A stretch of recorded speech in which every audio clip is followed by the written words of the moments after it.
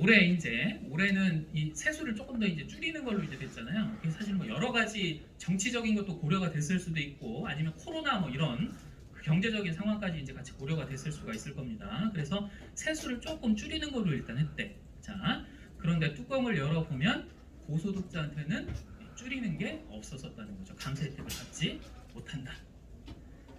자, 그래서 세부담 귀착되는 거 결국에는 전부 다뭐 백신, 반도체, 뭐 배터리 이런 쪽에 전부 다 혜택을 좀 몰빵을 해주는 거고 나머지는 굉장히 혜택이 미미한 거죠. 그리고 전 세계적인 분위기 자체가 바로미터가 되는 게 미국일 거잖아요. 세계 경제를 보려고 하면 미국이 보니까 다 증세입니다. 증세. 법인세 올려. 자, 그다음에 연소득 40만 달러 이상 개인 소득세율 올린대. 그다음에 자본소득에다가 또 소득세율 또 부과를 하고요. 뭐 상속세도 올리고 이런 식으로 여러 가지 말 그대로 증세만 미국에서 하고 있는데 이런 효과가 세계 전체로 다 이제 퍼져나갈 이런 분위기인 거죠.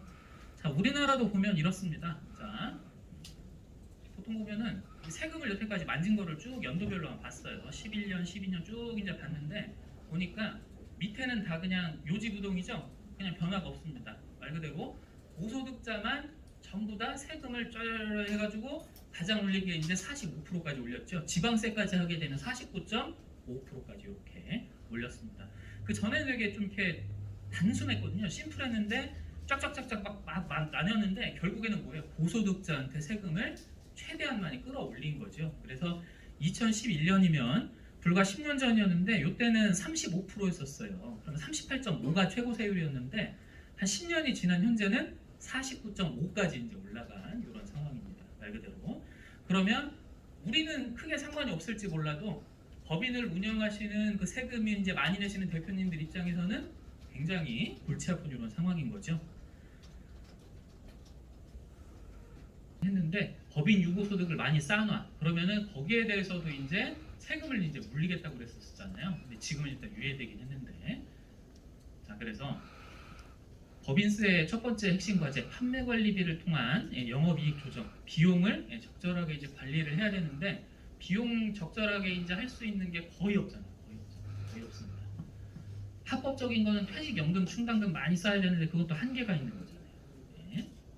자, 그래서 비용 처리는 명확한 법적 근거가 필요한데 경영인정기는 해당이 된다는 그런 얘기입니다. 쭉 얘기 다 읽어보면 대신에 세 가지 이제 조건을 맞춰놔야 되는 거죠.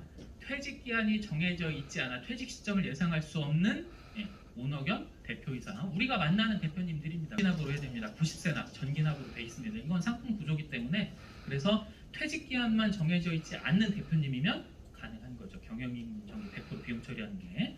자, 그래서 보통 이제 가입 설계서 상품 설명서 상에 이제 본다고 하게 되면 45세 남성일 때 100% 넘는 게 일단 상품 설명서를 보면 한 60세 시점 요 정도가 돼야 이제 100%가 넘는 걸로 원래는 나오잖아요. 나오는데 자, 그거대로 설명할 게 아닌 거죠. 비용 처리 효과를 이제 거기에다가 얹자는 얘기입니다. 매년 22.2%를 이제 위에 얹자는 얘기예요. 그렇게 하게 되면은 100% 넘기는 시점이 그러니까 80% 초반대가 되게 되면 여태까지 세제 혜택 다 받은 것까지 해가지고 이제 100%가 넘는 거잖아요. 6년 차면 넘습니다. 45세 남성 대표님의 경우에. 자, 그래서 우리가 상품 설명서만 가지고 이제 얘기를 하게 되면 약발이 좀 떨어지니까 이런 식으로 22%를 얹어서 이제 예시를 보여드리자는 그런 얘기인 거죠. 프로 환급률 이런 효과를 가져갈 수가 있습니다. 대신에 나중에 이제 해약하는 시점 타이밍을 잘 잡으셔야 된다고 대표님한테 분명히 얘기를 해야 됩니다. 그래서 퇴직하는 시점 또는 결손나는 시점 여러 가지로 얘기를 잘 하면 되고요. 그런 타이밍은 우리보다 대표님들이 더 잘 아십니다. 더 잘 아세요.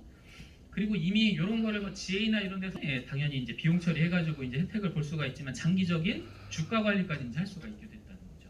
네, 순손익같이 순자산같이 해서 쭉 인자를 가질 수가 있는 겁니다. 거기에다가 퇴직금 적립 가져가죠. 그리고 대표님 사망보장까지 10년이 넘게 되면 체증으로 계속 보장을 받게 되는 거니까요. 이런 상품이 바로 경영인 정기가 되겠습니다. 그래서 퇴직금 재원 계획적으로 준비를 하고요. 직원들은 어쨌든 퇴직연금으로 준비를 해주잖아요. 그런 분 안정적인 퇴직금 재원 준비를 하고 그 다음에 아까 나왔었던 것처럼 퇴직하기 전에 갑자기 돌아가시게 되면은 경영상 리스크 발생할 수 있는데 법인에서 유동성 문제 대비할 수가 있는 거죠. 유산감자 재원이라든지